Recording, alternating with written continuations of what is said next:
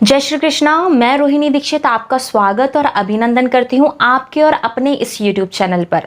और आज हम बात करने के लिए जा रहे हैं राहु देव के राशि परिवर्तन की। जी हाँ, अप्रैल का महीना हम सबके जीवन में कुछ ना कुछ बदलाव, कुछ ना कुछ असर ज़रूर लेकर आएगा, क्योंकि हमारे अप्रैल के महीने में 9 के 9 ग्रह जो हैं वो परिवर्तित हो रहे हैं, ट्रांजिट हो रहे हैं, जिसके परिणाम स्वरूप हर इंसान की लाइफ कहीं ना कहीं परिवर्तन ज़रूर देखने को मिलेगा, कहीं ना कहीं परिवर्तित ज़रूर होगी। वहीं पर अगर बात कर लें मेष राशि के बारे में और तुला राशि के बारे में और कुछ गिनी चुनी और कुछ राशियों के बारे में, तो मैं आपको बता दूं कि राहु देव जो प्रवेश करने जा रहे हैं वो मेष राशि में प्रवेश करने के लिए जा रहे हैं। वहीं पर उसके उलट केतु महाराज, क्योंकि राहु और केतु एक ही समय पर एक ही साथ ट्रांजिट करते हैं, तो वहीं पर केतु महाराज तुला राशि में प्रवेश करने के लिए जा रहे हैं। राहुदेव महाराज 12 अप्रैल 2022 को 3:29 पर मेष राशि में प्रवेश कर चुके हैं। उसी के परिणाम स्वरूप केतु महाराज भी आज भी तुला राशि में प्रवेश कर चुके हैं, जो कि कर चुके हैं 12 अप्रैल 2022 को 3:29 पर।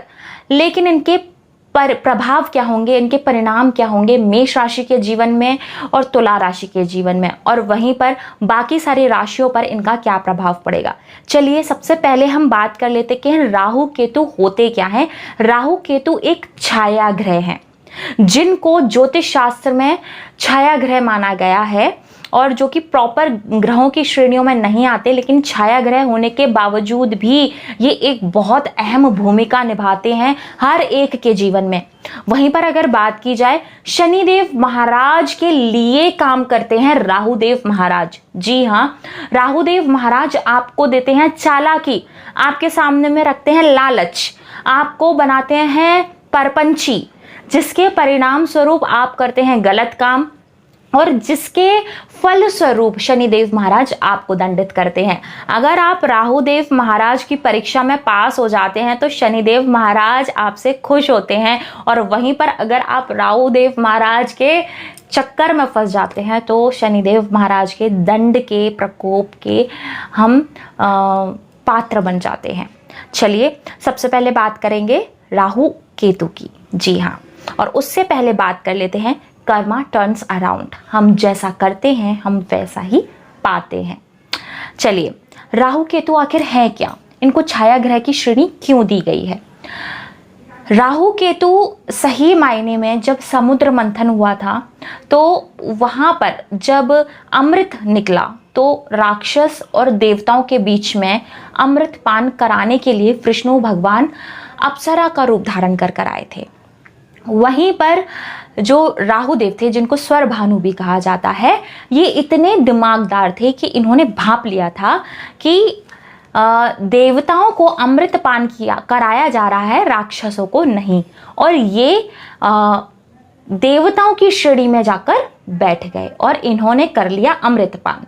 जब ये वाली बात विष्णु भगवान को मालूम पड़ी और वहां पर हल्ला मचा, तो विष्णु भगवान ने अपने चक्र से, क्योंकि एक राक्षस को अमृत पान नहीं कराया जा सकता था, तो इसी वजह से भगवान विष्णु ने उनका सर जो है वो धड़ से अलग कर दिया, जिसके परिणाम स्वरूप, क्योंकि वो अमृत पान कर चुके थे तो कहीं ना कहीं वो अमर हो चुके थे, जिस वजह से उनका सिर अलग रहा और धड़ अलग रहा, जिस वजह से राहु जो होता है वो हमारा माइंड होता है, राहु हमारे सिर पे विराजमान होते हैं। वहीं पर केतु जो होता है वो हमारा हृदय होता है, हमारी आत्मा होती है। अब ये करते क्या है, एक इंसान के ऊपर इनका क्या प्रभाव होता है, आखिर इनकी क्या प्रभाव होते हैं जिस वजह से इंसान के जीवन पे इफेक्ट पड़ता है। राहुदेव महाराज देते हैं इंसान को चालाकी, बहरूपिया बनाते हैं। इंसान दिखता कुछ है, होता कुछ है वाकई में, और वहीं पर चालाकी देते हैं। पॉलिटिक्स करवाने में माहिर होते हैं और इंट्यूशंस पावर को भी बहुत हद तक इंक्रीज कर देते हैं।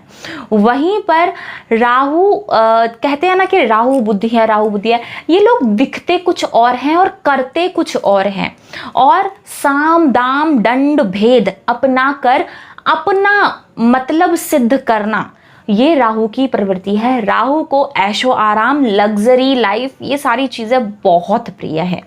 वहीं पर अगर बात की जाए केतु की, तो केतु हमारी कुंडली में, हमारे बर्थ चार्ट में मोक्ष प्रदान करने वाला ग्रह है। अगर आपका केतु 12वें भाव में है कुंडली में, तो ऐसा इंसान सब कुछ प्राप्त कर लेने के बाद में मोक्ष के लिए भगवान को अपने आप को समर्पित कर देता है। तो केतु का स्ट्रांग होना, केतु का शुभ होना कुंडली में बहुत ज़रूरी है।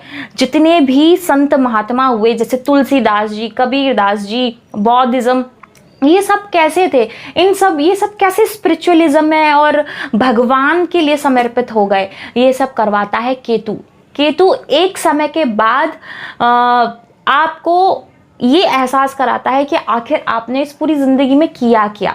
वो चाहता है मोक्ष, वो चाहता है भगवान की शरणागत, क्योंकि वो एक हृदय है, और हृदय जो है वो कहीं ना कहीं शुभ चीज़ों में आता है, क्योंकि हृदय से कभी भी इंसान गलत नहीं सोच सकता। जी हाँ, तो अब बात कर लेते हैं राहु केतु के प्रभाव की। मेष राशि के भाव में, मतलब प्रथम भाव में, क्योंकि मेष राशि में प्रवेश कर रहे हैं राहु देव, तो मेष राशि वालों का ये 18 महीने कैसा जाएगा, क्योंकि राहु देव महाराज जो हैं 18 महीने मतलब 1.5 साल, मतलब कि 18 महीने के लिए एक राशि में गोचर करते हैं। तो अभी वो मेष राशि में गोचर करेंगे, और मेष राशि में गोचर करने के परिणाम स्वरूप इस समय पर मेष राशि वाले कहीं ना कहीं अपने दिमाग का यूज ज़्यादा करेंगे। अगर वो एक बहुत अच्छा व्यक्तित्व रखते हैं तो वो विपरीत हो जाएंगे। वो कहीं ना कहीं इतना ज़्यादा सोचेंगे, इतना ज़्यादा विचार करेंगे, या जो चीज़ पाना चाहते हैं उसके लिए साम दाम दंड भेद सारी रणनीतियाँ अपना कर वो अपना कार्य सिद्ध करने की पूरी कोशिश करेंगे, जिसके परिणाम स्वरूप मेंटली हेडेक रह सकता है, और हाँ, सेहत में भी गड़बड़ हो सकती है। तो सेहत का पूरा ध्यान रखा जाए, और वहीं पर अपने मन की बात अपने मन में रखी जाए और सही रास्ते पर चला जाए, ओवर थिंकिंग ना की जाए। वहीं पर राहुदेव महाराज क्योंकि मंगल की राशि में बैठे हुए हैं, तो वहां पर अंगारक दोष भी बना रहे हैं, जिसके परिणाम स्वरूप क्योंकि राहुदेव महाराज मंगल की राशि में बिल्कुल भी कंफर्टेबल नहीं होते हैं, तो इसी वजह से ये कोई अच्छा और शुभ गोचर नहीं बोला जाएगा मेष राशि वालों के लिए। इस टाइम पर मानसिक तनाव, अपने स्वार्थ को सिद्ध करने की एक लालसा, ये सारी चीज़ें मेष राशि वालों के अंदर में इस टाइम पर, मतलब ये 18 महीने पर देखने को मिल सकती हैं। वहीं पर अगर बात की जाए मेष राशि वालों के वैवाहिक जीवन की, तो कहीं ना कहीं सप्तम भाव पर राहुदेव की दृष्टि होने से अपने लाइफ पार्टनर से कहीं ना कहीं मतभेद हो सकते हैं, क्योंकि आपकी एक्सपेक्टेशंस अपने लाइफ पार्टनर से बहुत ज़्यादा बढ़ती हुई दिखाई देंगी, जिसके परिणाम स्वरूप जब एक्सपेक्टेशंस पूरी नहीं होंगी तो आप कहीं ना कहीं अपना दिमाग चलाएंगे।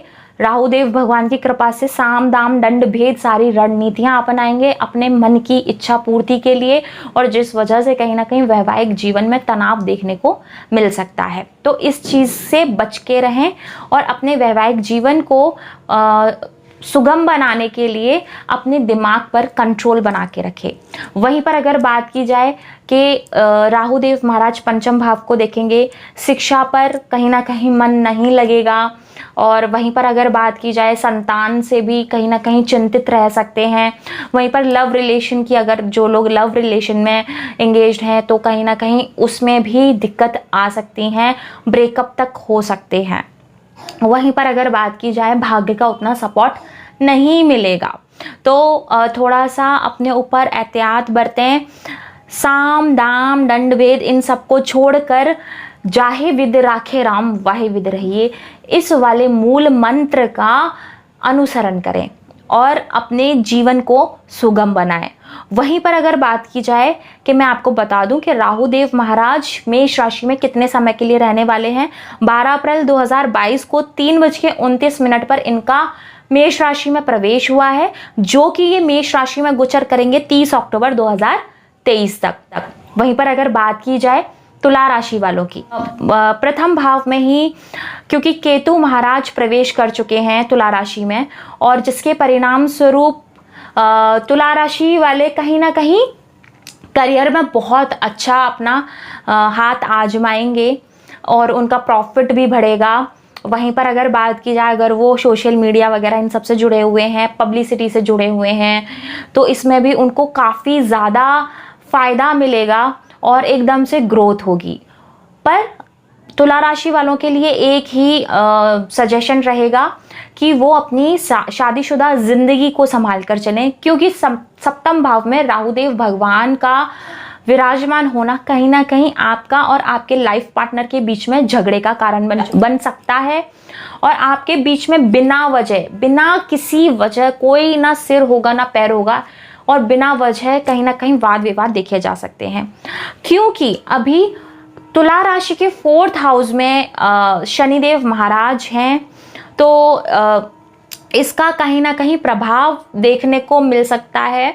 तो जब शनिदेव महाराज का ट्रांजिट 29 अप्रैल को हो जाएगा पंचम भाव में, तो कहीं ना कहीं आपको बाकी किसी चीज़ की चिंता करने की ज़रूरत नहीं है। और अगर आप किसी के साथ में व्यवसाय कर रहे हैं, पार्टनरशिप में अगर आपका व्यवसाय है, तो उस पर भी 10 बार सोचकर ही विश्वास करें, आंख बंद कर कर विश्वास ना करें, धोखा मिलने के उम्मीदें बन सकती हैं। 14 जून तक, मतलब कि 12 अप्रैल 2022 से 14 जून 2022 तक राहुदेव महाराज जो है वो कृतिका नक्षत्र में रहेंगे। तो लाइफ पार्टनर के साथ में वाद विवाद होने की संभावना इन दिनों ज़्यादा हो सकती है। उसके बाद में कहीं ना कहीं टेंशन का माहौल रह सकता है, लेकिन उसके बाद में राहुदेव महाराज भरणी नक्षत्र में प्रवेश करेंगे, जिसके परिणाम स्वरूप आपको राहत मिल जाएगी। और वहीं पर शनिदेव भगवान जो है पंचम भाव में आएंगे और उनकी दृष्टि कहीं ना कहीं आपके सप्तम भाव पर भी होगी, तो आपको मानसिक तनाव से दूरी बनाए रखेंगे। आप मानसिक तौर पर सही गलत ये सब सोच पाएंगे, विचार कर पाएंगे, और जिस इंसान का दिमाग अगर स्थिर है तो वो अपना सही गलत सोच कर वो अपनी बड़ी से बड़ी मुश्किलों को हरा सकता है। तो कहीं ना कहीं शनिदेव महाराज की कृपा भी आपके ऊपर रहेगी, बस थोड़ा सा संभल कर चलने की ज़रूरत है। और वहीं पर अगर बात की जाए आपके कि किन किन लोगों के किन किन राशियों के ऊपर में राहु और केतु का ये ट्रांजिट बहुत ही शुभ परिणाम स्वरूप हो सकता है, तो वो रहेंगी कुंभ राशि, वृश्चिक राशि और मिथुन राशि। तो ये 3 राशियां तो बहुत ही शुभ रहेंगी, और इसके बारे में मैं अलग से एक वीडियो बनाऊंगी जिसमें कि इन तीनों राशियों के बारे में मैं डिटेल में बताऊंगी कि क्या प्रभाव पड़ेंगे इन तीनों राशियों पर। क्योंकि राहुदेव महाराज का ये गोचर इन 3 राशियों के लिए बहुत लाभकारी और बहुत ही ज़्यादा शुभ इनके लिए लेकर आएगा, इनके करियर पॉइंट ऑफ व्यू से और कहीं ना कहीं इनकी लाइफ से जुड़े होकर। तो ये था राहुदेव महाराज का ट्रांजिट। ओके, तो राहुदेव महाराज का मेष राशि में ट्रांजिट होने के कुछ ही परिणाम देखने को मिल सकते हैं, इसीलिए मेष राशि और तुला राशि वालों के लिए सिर्फ यही सलाह है कि मेष राशि वाले सबसे पहले तो भ्रम से दूर रहें, वहीं पर तुला राशि वाले भी भ्रम से दूर रहें। तुला राशि वालों के लिए फिर भी बहुत राहत है अगर वो समझदारी से काम ले लेते हैं तो, लेकिन मेष राशि वालों के लिए मैं सिर्फ एक ही बात कहूँगी, ना किसी को परेशान कीजिए, ना ही किसी को हैरान कीजिए। लाख गलत बोले जमाना, लेकिन मुस्कुराकर छोड़ दीजिए और सिर्फ एक ही बात सोचिए, जाहे विद राखे राम वाहे विद रहिए, और अपने मन को स्वस्थ रखिए और हमेशा दूसरों के लिए अच्छा सोचिए और अपना तो अच्छा ऑटोमेटिकली हो ही जाएगा। अगर आपको ये वीडियो पसंद आई हो तो इस वीडियो को लाइक ज़रूर कीजिएगा, शेयर ज़रूर कीजिएगा, और हाँ, आप अगर मेरे इस चैनल पर न्यू हैं तो इस चैनल को सब्सक्राइब करना बिल्कुल मत भूलिएगा। जय श्री कृष्णा।